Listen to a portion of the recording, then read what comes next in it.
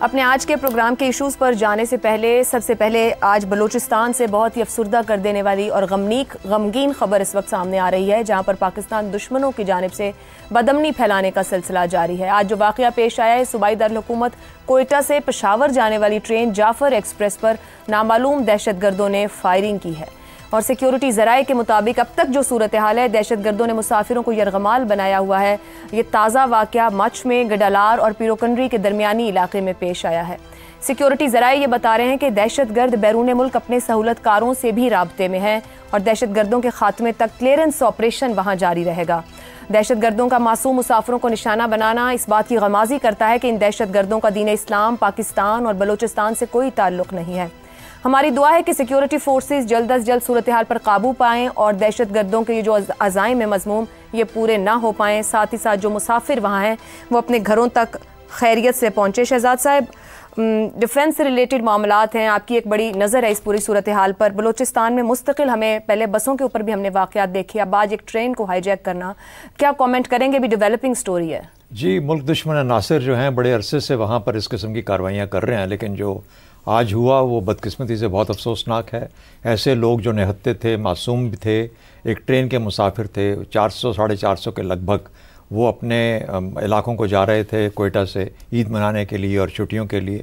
تو میرا خیال ہے کہ جب وہ اس وجہ سے جب وہ گئے اور ان کو پھر ایسے دشوار گزار بولان پاس کے علاقے میں ٹرین کو روک کے ایسے لوگوں کی طرف سے جو کہ غالباً نہ صرف ہمارے ملک کے دشمن ہیں بلکہ انسانیت کے بھی دشمن ہیں، ان لوگوں نے ان پہ حملہ کیا، ان کو یرغمال بنایا۔ خبریں آ رہی ہیں اس طرح کی، تو ہماری ڈیفنس فورسز وہاں موجود ہیں، وہاں جانے کے وہاں پہنچی ہیں اور انشاءاللہ وہ تو فورسز موو کر گئی اور تمام وہاں پہ جا کے اپنا وہ ایکشن کریں گی۔ میرے خیال میں اس وقت بہت ساری خبریں خام خواہ میں پھیل رہی ہیں، ہمیں بہت دھیان کرنا چاہیے، خیال کرنا چاہیے اوتھینٹک نیوز کا جو کہ ہماری گورنمنٹ کی طرف سے، اور مجھے یقین ہے کہ منیمم جو کم سے کم تر نقصان ہے اس کے بعد پاکستانی افواج اور پاکستانی سیکیورٹی فورسز اپنے لوگوں کو بچا پائیں گے اور اپنے اور ان کو ختم کر دیں گے، ان کو ایسے لوگوں کو۔ یہ بھی آپ بتائیں کہ وہ ٹیرین کتنا جی وہ دشوار گزار ہے، لوگوں کو یہ بتانا بہت ضروری ہے۔ جی دشوار گزار علاقہ ہے بولان پاس کے بعد اور مچ کے علاقے کے درمیان میں، اور وہاں پر کوئی ایسی جسے کہتے ہیں لائنز آف کمیونیکیشن جہاں پر رستے بنے ہوں، کوئی سڑکیں ہوں، وہ بھی نہیں ہیں، تو خبر پہنچتے پہنچتے بھی وقت لگتا ہے اور پتہ لگتے لگتے وقت لگتا ہے، لیکن بہر صورت ہماری افواج نے فوراً اپنا ریئیکشن شو کیا، رسپانس کیا اور وہاں پر پہنچ کے معاملے کو اس وقت انہوں نے کنٹرول کیا ہوا ہے، اور انشاءاللہ امید ہے کہ وہاں سے خیریت سے جتنے لوگ ہمارے زیادہ سے زیادہ نکل سکتے ہیں خیریت کے ساتھ انشاءاللہ مسافر اپنے گھروں تک خیریت سے پہنچیں گے، اور جب یہ معاملہ کنکلوڈ ہوتا ہے تو اس کے اوپر بھی ہم بات کریں گے۔ آج ہمارا معاملہ ہے جو کابینہ میں اضافہ ہوا ہے، اور کابینہ میں اضافہ ہونے والوں میں ایسے لوگ بھی شامل ہیں جو حکومت کے بہت بڑے ناقد رہے ہیں۔ شہباز حکومت نے وفاقی کابینہ میں 27 نئے وزرائے مملکت اور مشیروں کو شامل کیا ہے۔ کابینہ میں مسلم لیگ نون، MQM، بلوچستان عوامی پارٹی، PTI کے سابق رہنما پرویز خٹک، سابق سینئر بیوروکریٹ ڈاکٹر توقیر شاہ، آزاد رکن اسمبلی مبارک زیب، صحافی حذیفہ رحمان، مختار بھرت، شزرا منصب، رضا حیات حراج، حنیف عباسی، مصطفیٰ کمال سمیت کچھ نئے اور پرانے چہروں کو شامل کیا گیا ہے۔ کابینہ کی تعداد اب 43 ہو گئی ہے۔ کابینہ میں شامل نام مختلف طرح کے سیاسی اور غیر سیاسی پس منظر رکھتے ہیں۔ کچھ ایسے نام ہیں جن کی سیاسی طور پر نون لیگ کی جانب سے جگہ بنائی گئی ہے۔ ان ناموں میں جنید انور، حذیفہ رحمان اور مبارک زیب شامل ہیں۔ ان کی ایڈجسٹمنٹ کی وجہ ان کا مسلم لیگ نون کے ساتھ پرانا تعلق ہے۔ ہر حکومت کے دور میں کابینہ میں توسیع کی جاتی ہے۔ عمران خان کے دور میں بھی ایسا ہوا تھا، اس لیے حالیہ توسیع کوئی غیر معمولی بات نہیں ہے۔ تاہم کابینہ میں پرویز خٹک کی بحیثیت مشیر داخلہ شمولیت کو لے کر بہت سی قیاس آرائیاں کی جا رہی ہیں۔ محسن نقوی جیسے مضبوط وزیر داخلہ اور طلال چودھری جیسے نون لیگی وزیر مملکت کی موجودگی میں پرویز خٹک کے اختیارات کے حوالے سے تبصرے بھی ہو رہے ہیں۔ کیا پرویز خٹک کو خیبر پختونخوا میں PTI حکومت کو ٹف ٹائم دینے کے لیے میدان میں اتارا گیا ہے؟ اطلاعات کے مطابق پرویز خٹک کے آج بھی PTI میں گہرے تعلقات ہیں۔ خیبر پختونخوا میں تحریک انصاف کے اندر اندرونی اختلافات کی خبریں بھی کسی سے ڈھکی چھپی نہیں۔ ایسے میں کیا گھر کا پرانا بھیدی ہونے کے باعث پرویز خٹک جوڑ توڑ کی کوشش کریں گے، اور کریں گے تو کیا انہیں کامیابی مل پائے گی؟ پرویز خٹک کا سیاسی پروفائل جاننے والے جانتے ہیں کہ خٹک سیاست کی پیچیدہ گہرائیوں کو کتنا بہتر سمجھتے ہیں۔ پیپلز پارٹی، قومی وطن پارٹی سے PTI تک کا سیاسی سفر کرنے والے پرویز خٹک نے 2013 میں خیبر پختونخوا میں 48 نشستیں رکھنے والی PTI کو 2018 میں 85 نشستوں تک پہنچا دیا۔ اتنی بڑی کامیابی میں عمران کی مقبولیت کے ساتھ ساتھ پرویز خٹک کی گورننس کا دخل بھی تھا۔ 9 مئی کے بعد PTI پارلیمنٹیرینز کی بنیاد رکھ کر فروری 2024 کے عام انتخابات میں پرویز خٹک کی جماعت نے قومی اسمبلی کے 17 اور صوبائی اسمبلی کے 73 حلقوں پر اپنے امیدوار کھڑے کیے، لیکن صرف صوبائی اسمبلی کے 2 امیدوار ہی کامیاب ہو پائے۔ نوشہرہ سے پرویز خٹک خود بھی شکست کھا گئے، جس کے بعد پرویز خٹک نے اپنی سیاسی جماعت کی سربراہی سے استعفیٰ دے کر سیاست سے کنارہ کشی اختیار کرنے کا اعلان کیا تھا۔ ایسے میں سوال یہی ہے کہ نون لیگ اور میاں خاندان کے شدید ناقد رہے پرویز خٹک کو کابینہ میں شامل کر کے پی ٹی آئی کی طرح کیا اب موجودہ سیٹ اپ ان کی صلاحیتوں سے فائدہ اٹھانا چاہتا ہے اور کیا کامیابی مل پائے گی؟ پینل میں ہمارے ساتھ ہیں حسن نثار، زیغم خان، شہزاد چودھری اور افتخار احمد۔ آپ سبھی کے لیے پروگرام کا پہلا سوال، نون لیگ ناقد پرویز خٹک کو بھی ٹیم میں شامل کرنے پر مجبور، کیا پرانے سیٹ اپ کے آزمودہ خٹک موجودہ سیٹ اپ کی توقعات پوری کر پائیں گے؟ خیر صاحب، مجھے یہ فرمائیے گا کہ خیبر پختونخوا میں پی ٹی آئی کی تقسیم کیا کسی کو درکار ہے؟ کیا پرویز خٹک کا کوئی کردار ہے؟ کیونکہ وزیر داخلہ بھی تھے اور وزیر مملکت بھی تھے، یہ مشیر داخلہ بنانا، داخلہ میں تو کوئی ضرورت نہیں ہے، خیبر پختونخوا سے تحفہ خیبر پختونخوا کے لیے ہی دیا گیا کیا؟ مجھے تو حیرانگی ہوئی ہے کہ آپ ایک آدمی کے پیچھے کیوں پڑ گئے ہیں؟ سر، ایک آدمی سابق وزیر اعلیٰ ہیں، پولیٹیکل پروفائل ہے، بہت سارے اور لوگ بھی شامل کیے گئے، ان کے بارے ان کا جماعت سے تعلق نہیں اور تو آپ حکومت نے سے تعریفوں کے پل باندھ دیے اور ایک آدمی کے پیچھے آپ پڑ گئے۔ سر، جماعت سے تعلق نہیں ہے، شدید ناقد رہے، یہ کوئی طریقہ نہیں ہوتا، اور I protest against this attitude for Parvez Khattak صاحب، نہیں، not for Parvez Khattak, the attitude۔ Sir سوال دیکھیں نا آپ، سوال یہ ہے کہ وہ ناقد رہے ہیں مسلم لیگ نون کے اور وہ ان کو اپنی کابینہ میں شامل کر رہے ہیں، اسپرٹ بھی تو سمجھے نا سوال۔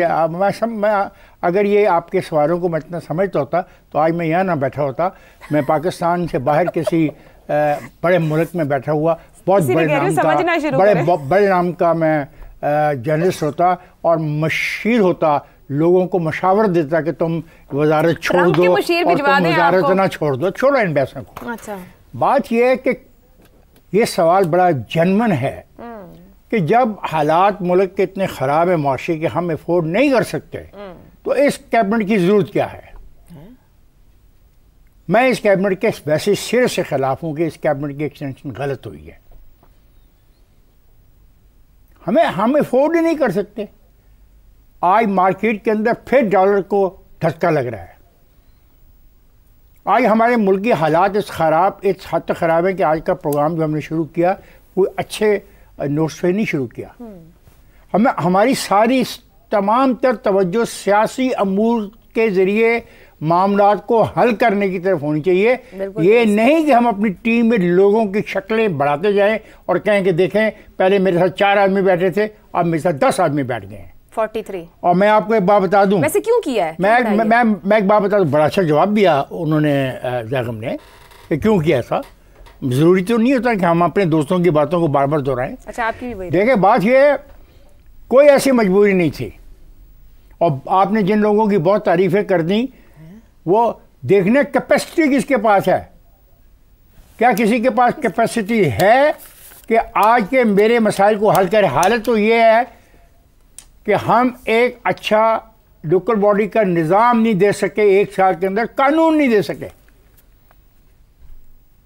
مجھے یہ چاہیے، مجھے یہ نہیں چاہیے کہ کس شہر کو نمائندگی نہیں ملی، میں نے شہروں کی نمائندگی کا ٹھیکہ نہیں لے رکھا، اور یہاں پہ بہت سارے شہر ہیں جو پھر بھی بغیر نمائندگی کے رہیں گے، بھلا آپ کیبنٹ کتنی بڑی کریں، آئینی طور پہ آپ نے فیصلہ کر لیا کہ کیبنٹ کی تعداد اتنی ہوگی، پھر آپ نے اس میں وہ شامل کر لیے، وہ کیا ایڈوائزر ہوتے ہیں، پھر پتہ نہیں اسپیشل اسسٹنٹ شامل کر لیے، تو آج آپ پرویز خٹک جیسے منحنی قسم کے آدمی کو پیچھے پڑیے، اچھا ڈانس کر لیتا ہے، اچھا خوبصورت ڈانس کر لیتا ہے، ہی از لائل ٹو ہز پارٹی۔ نہیں، مجھے میں اس پہ دوبارہ کہنا چاہوں گا، ایک شخص کو ٹارگٹ نہیں کرنا چاہیے، یا تو پھر ہم سب لوگوں کے نام لیتے، میں بتاتا پھر ان کی کہانیاں، پھر ہم بتاتے ہیں کہ کون کیوں کر لیا گیا ہے اور اس کی طاقت کیا ہے اور اس کی کمزوری کیا ہے۔ آپ کا جواب آ گیا ہے، ٹارگٹ ہم نہیں کر رہے، پرویز خٹک صاحب پہ بات کرنے کے مقصد سابق وزیر اعلیٰ ایک جماعت کے بڑے سینئر رہنما رہے ہیں، بہت سارے اور مسلم لیگ نون کے بہت بڑے ناقد رہے ہیں، جمہوریت کو چھوڑ کے کسی فاشسٹ پارٹی میں شامل ہو گئے کیا؟ انہوں نے جمہوریت کو چھوڑ کے کسی ایسے اقتدار کے ٹولے کے ساتھ اتفاق رائے کر لیا جو جمہوریت میں یقین نہیں کرتا؟ سیاسی مفاد کے لیے جمپ کر لیا انہوں نے۔ شہزاد صاحب، معاشی اشاریے بہتر ہو رہے ہیں. 1 پیج ہیں, موافق عدلیہ موجود ہے, کنٹرولڈ میڈیا, سلجھے ہوئے اتحادی ہیں, سب سچویشن نون لیگ کے حق میں ہے. مگر کیا کابینہ میں توسیع جو ہے, یہ کمی جو ہے بیانیے کی, اس کا کوئی توڑ دے دے گی؟ خٹک صاحب کو ان کو حل نکال کے دے دیں گے؟ آپ کے خیال میں کیا مسئلہ تھا جو یہ سب ضرورت پیش ہے؟ اچھا دیکھیے, کابینہ کی توسیع کے اندر تو ابھی گنجائش موجود ہے, یہ 52 تک جا سکتی ہے جو سیپمز وغیرہ کو ملا کے, تو ابھی تو 47 پہ شاید پہنچی ہے, تو ابھی 5 ایک آدمی اور شامل کیے جا سکتے ہیں, اور وہ حسب ضرورت, چاہے وہ خالد مکسی ہوں, چاہے MQM والے ہوں. MQM آپ کو پتہ ہے MQM میں اضطراب تھا پچھلے ہفتے 2 ہفتے پہلے, تو کچھ ان کو اس سے کچھ تھوڑا حوصلہ ہوگا. تو اس طرح کی چیزیں, یہ بہرحال یہ سیاسی عوامل ہیں جو کہ فیصلہ کرتے ہیں کہ کہاں سے لوگ بندہ لے کے کس طریقے سے. یہ ضروری نہیں ہوتا کہ وہی بندہ بالکل ہر کام کے لیے مناسب ہو, حالانکہ ہونا تو ایسا ہی چاہیے کہ ہم ایسا آدمی چنیں جو کہ اس کام کے لیے مناسب ہو, لیکن یہاں پر سیاسی عوامل بھی بہت کام کرتے ہیں. لیکن جو آپ کا بنیادی سوال ان کے پرویز خٹک صاحب کے بارے میں, اس کے بارے میں یہ کہوں گا, اگر پاکستان کی کرکٹ ٹیم جو ہے یہ سیمی فائنلز تک پہنچ جاتی, چلیں فائنل بھی, اگر فائنل پہنچ جاتی تو بہت ہی اچھا تھا, چاہے ہار جاتی, سیمی فائنل تک پہنچ جاتی, میرا خیال ہے یہ تبدیلی نہیں ہونی تھی. اس کا مطلب کیا ہوا؟ اس کا مطلب یہ ہوا کہ محسن نقوی صاحب غالباً PCB چلے جائیں گے اور یہ عہدہ چھوڑ دیں گے, اور جب یہ عہدہ چھوڑیں گے تو ان کو کہیں نہ کہیں پہ ایک ایسا آدمی چاہیے. بے شک طلال صاحب بڑے قابل آدمی ہیں اور وہ اس میں پہلے بھی اس وزیر مملکت رہ چکے ہیں, لیکن اس قسم کا آدمی جو کہ آج بلوچستان کا حال ہم نے بولا, اگر خیبر پختونخوا کبھی اسی لیول پہ, خدا نہ کرے اللہ نہ کرے, اس لیول پہ پہنچ جاتا ہے, تو ایک ایسا آدمی جو صوبے کو کے بارے میں جانتا ہو, وہاں پر ایڈمنسٹریٹر رہ چکا ہو, وہاں کا وزیر اعلیٰ ہو, اور وہ آپ کو تھوڑا سا گائیڈ کر سکے, بہتر طور پہ بتا سکے. تو کیا وہ کوئی, ہم ایسی سچویشن جو فیصلہ کرنے والے ہیں وہ دیکھ رہے ہیں کہ ہمیں ایسا آدمی چاہیے جو اصل میں ہماری مدد کر سکے؟ شاید محسن نقوی صاحب وہ اس سے افیکٹولی کام نہ کر سکے ہوں وہاں پر وزیر داخلہ کے طور پہ. تو بہرصورت یہ کچھ چیزیں نظر آتی ہیں. تیسرا آپ کا ایک اور نقطہ تھا کہ کیا وہ اپنے پرانے اثرات کے تحت, اپنے انفلوئنسز کے ساتھ کوئی کسی قسم کی کوئی توڑ موڑ کر سکتے ہیں PTI کی قوت اور طاقت کے اندر. میرا خیال ہے PTI کی قوت اور طاقت, جب تک وہ پارٹی اپنے طور پہ خود اپنے آپ کو زائل نہیں کرتی اور کمزور نہیں کرتی آپس میں لڑائیوں کے بعد, کافی حد تک روٹس کے اندر جمی ہوئی ہے. اس کو یعنی پرویز خٹک اس کے بغیر کچھ نہیں تھا. کیا پرویز خٹک اوپر آنے سے اس کے علاقے میں, شاید بہت چھوٹے علاقے کے اندر کوئی اثر سوکھ بڑے, اختیار ولی کو انہوں نے بنایا اسپیشل اسسٹنٹ, اور وہاں پہ وہ دیکھیے کس قسم کی فائرنگ کرتی ہے. تو پرویز خٹک کے گھر میں بھی کوئی فائرنگ شائرنگ کر کے شاید کوئی سیلیبریٹ کر لیں گے, لیکن شاید اس کے گھر سے یا رشتہ داروں کے گھروں کے آگے ہوئے شاید اس کا انفلوئنس نہیں بڑھے گا, کیونکہ PTI کی جڑیں جب تک اس کے اندر خیبر پختونخوا میں موجود ہیں اور اتنی گہری موجود ہیں, تو میرا خیال ہے پرویز خٹک صاحب, لیکن وہ جہاں پہ ان کا فائدہ ہے وہ اس میں ہے. اور ایک اور چیز یاد رکھیں, بلوچستان کے چیف منسٹر پچھلی انٹرم گورنمنٹ کے اندر ہمارے ہوم منسٹر یعنی وزیر داخلہ تھے, تو ان کو پھر اس وجہ سے وہاں بھیجا گیا کہ وہ جا کے اب ہوم منسٹر ہونے کے بعد وہاں پہ جا کے جو مشکلات ہیں اس کو حل کر سکیں گے. شاید مجھے نہیں معلوم کہ کیا ممکن ہو پائے گا یا نہیں ہو پائے گا, اور یہ کب تک چل سکتا ہے وزیر داخلہ کا معاملہ, اور کیا یہ وزیر داخلہ بن بھی سکتے ہیں یا نہیں بن سکتے, یا یہ ایڈوائزر کے طور پہ کام کرتے رہیں گے وزیر داخلہ کی حیثیت کے اندر. بہرحال یہ وہ چیزیں ہیں جو کہ سیاسی اور ایڈمنسٹریٹو ہیں. مجھے یوں لگتا ہے کہ اس کے پیچھے کوئی نہ کوئی لاجک ضرور موجود ہے, جو کہ میں نے آپ سے عرض کی ہے, اور میرے لگتا ہے کہ شاید آنے والے دنوں کے اندر یہ تبدیلیاں تھوڑی بہت زیادہ ریفائن ہوتی رہیں گی, اور وزیر داخلہ پرویز خٹک صاحب کا رول کچھ دیر تک تو کم از کم بڑھتا ہوا نظر آتا ہے.